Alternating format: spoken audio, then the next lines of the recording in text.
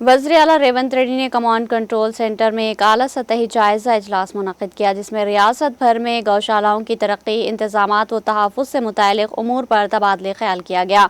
वज़ीर आला ने इजलास में ओहदेदारों को हिदायत दी कि वो एक ख़ुसूसी कमेटी तश्कील दे जो गौशालाओं के क़याम के लिए जामे इलेक्शन प्लान मुरत्तिब करे और मुक़र्ररा मुद्दत के अंदर इस पर अमल दरामद को यकीनी बनाए।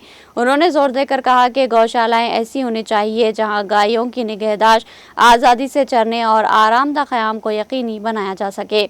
वज़ीर आला ने पहले मरहले में वेटरनरी और ज़राई जामियात, इनसे मुंसलिक कॉलेजों और मंदिरों की अराज़ी पर गौशालाएँ कायम करने की तजवीज़ दी। उन्होंने ओहदेदारों को हिदायत दी कि फ़ौरन मौजू अराज़ी की निशानदही करे और हर गौशाले के लिए कम अज़ कम 50 एकड़ ज़मीन मख्तस की जाए। रेवंत रेड्डी ने गायों को क़ैद में रखने के बजाय खुली जगहों में चरने की सहूलत फराहम करने पर जोर दिया।